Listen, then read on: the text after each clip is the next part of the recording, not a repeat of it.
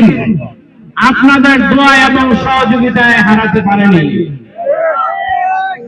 হাজার হাজার কোটি টাকা খরচ করেও আপনাদের ভালোবাসার কাছে, আপনাদের প্রিয় নেতা ভালোবাসার জন্য আপনারা সেই টাকার বস্তাকে লাথি মেরে ওনাকে নির্বাচিত করেছিলেন। আপনারা জানেন ৭১-এ আমি বলবো যে আওয়ামী লীগের যেরকম ৭১-এর স্বাধীনতার পিছনে অবদান আছে, আমাদের মরহুম প্রেসিডেন্ট জিয়াউর রহমান সাহেবেরও একটি বেশি অবদান আছে।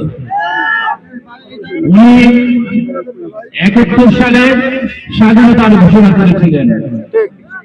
শুধু ৭১ সালে নয়, বাংলাদেশের প্রতিটি ঐতিহাসিক মুহূর্তে বাংলাদেশ জাতীয়তাবাদী দল আপনাদের জনগণদেরকে নিয়ে প্রত্যেকটা ক্রাইসিস মুহূর্তে আপনাদের জন্য মুক্তির ব্যবস্থা করে দিয়েছিল, গণতন্ত্রের মুক্তির ব্যবস্থা করে দিয়েছিল।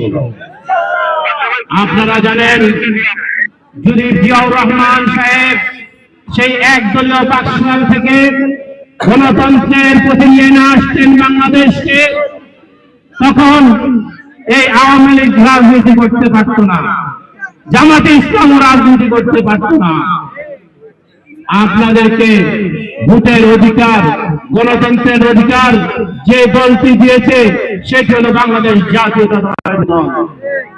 কিন্তু সেই দলকে, সেই দলের নেত্রী বেগম খালেদা জিয়াকে এমন অত্যাচার করেছে, এই দলের কর্মীদেরকে যেভাবে অত্যাচার করেছে, ৬০ লক্ষ কর্মীর বিরুদ্ধে সেই আওয়ামী ফ্যাসিস্ট সরকার মামলা করেছে।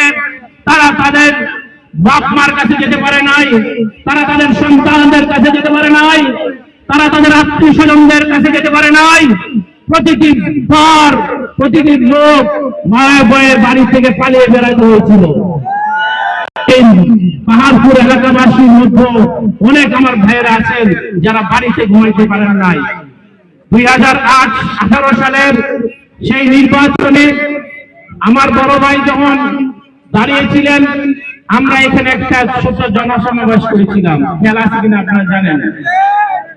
এই জনসভার পরেই এই তাদের পেটুয়া বাহিনীদেরকে দিয়ে বিভিন্ন জায়গা থেকে, মুরাদনগরের দক্ষিণ এলাকা থেকে আপনাদের প্রিয় চেয়ারম্যান তুফাইল সাহেব সহ অনেক কর্মীকে এক রাত্রে গ্রেফতার করেছিল। ওনারা কিন্তু ভোটের জন্য পারে নাই, এমন কোন কাজ করে নাই। মুরাদনগরের মানুষের ভোটের পক্ষে থাকেন সবসময়, কিন্তু আপনারা যেন ভোট না দিতে পারেন, আপনাদের যেন প্রিয় নেতা ভোটে না আসতে পারে, ওনারা অনেক চেষ্টা করেছে। ইউসুফ আব্দুল্লাহ হারুন যখন দেখলেন হাজার কোটি টাকার বিনিময়েও মুরাদনগর থেকে পাস করতে পারছেন না, তখন উনি কায়কোবাদ সাহেবকে টাকা দিয়ে একটা মিথ্যে মামলায় জড়িয়ে দিলেন, এবং মিথ্যে মামলায় জড়িয়ে উনি ভোটে নয়, রাতের ভোটে পাস করেছিলেন। 10টি বছর এই দক্ষিণ এলাকাতে আমি প্রত্যেকটা নির্বাচনে দাদার পক্ষ থেকে কাজ করি। এই 10টি বছর উনি দক্ষিণ এলাকার কোন উন্নয়নমূলক কাজ করেন নাই। উনি বলেছিলেন উনি এমপি হলে নিজের টাকা দিয়ে, স্বর্ণ দিয়ে বাংলায় নেবে রাস্তাঘাট, নিজের কেন্দ্র বাংলানো তো দূরে থাক, সরকারে কোনো ভালো প্রজেক্ট উনি আনতে পারে নাই। আপনারা জানেন ওনার এই 10 বছরে মুরাদনগরের একটি রাস্তাও সরকারিকরণ করা হয় নাই। এই পাহাড়পুর ইলিগঞ্জ থেকে মুরাদনগর, ইলিগঞ্জ থেকে জাহাপুর হয়ে মুরাদনগর, এই 2টি রাস্তায় কায়কোবাদ সাহেবের আমলে রোডসেন হাইওয়েতে বরাদ্দ করা হয়েছিল। আপনারা জানেন উন্নয়নের রূপকার মুরাদনগরে কে? কায়কোবাদ সাহেব। বিএনপির মতো এমন একটি দল থাকা সত্ত্বেও এবং কায়কোবাদ সাহেবের মতো এরকম নেতা থাকা সত্ত্বেও আমরা মনে করি যে মুরাদনগরের মানুষ এবার একটা ভিন্ন রকম রেজাল্ট আগামী 12 তারিখে দিবে ইনশাআল্লাহ। আপনারা সবসময় ষড়যন্ত্রের জবাব দিয়েছেন, এখনো ষড়যন্ত্র হচ্ছে আপনাদের বিরুদ্ধে, আপনাদের প্রার্থীর বিরুদ্ধে। আপনারা জানেন কিছুদিন আগে উনি যখন মনোনয়ন পত্র পাইলেন, তখন ওনারা গিয়ে নির্বাচন কমিশনে ওনার বিরুদ্ধে আপিল করলেন। এই সজীব উপদেষ্টা, সাবেক উপদেষ্টা সজীব সাহেব আপিল রুমে ওনার কোনো কাজই ছিল না।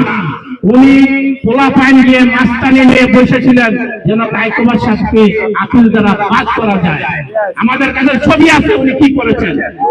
যেখানে প্রার্থী ছাড়া কেউ ঢোকা যায় না, প্রার্থীর নির্দিষ্ট লোক ছাড়া, উনি ওইখানে যে মক সৃষ্টি করতে চেয়েছিলেন, উনাকে প্রার্থী পদ থেকে বাদ দিতে চেয়েছিলেন।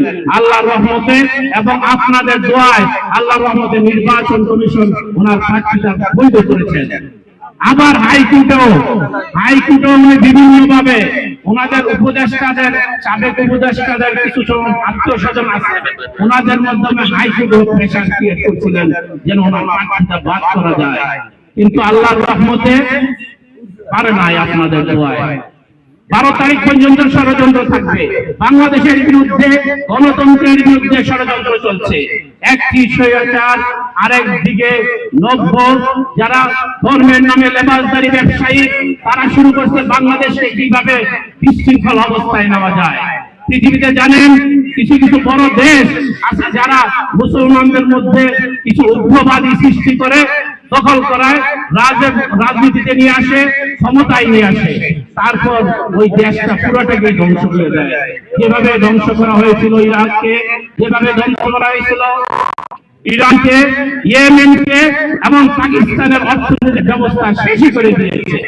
বাংলাদেশের মানুষ এদেশ আর পাকিস্তান হোক সেটা চায় না।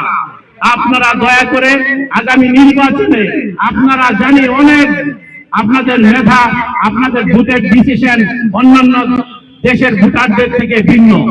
আমরা আশা করি আগামী নির্বাচনে ভোটার এবং ব্যালটের মাধ্যমে আপনারা জবাব দিয়ে বাংলাদেশকে আবার গণতন্ত্রের পথে নিয়ে আসবেন ইনশাআল্লাহ। এই বলে আমার বক্তব্য শেষ করছি। আসসালামু আলাইকুম ওয়া রাহমাতুল্লাহি ওয়া বারাকাতুহু।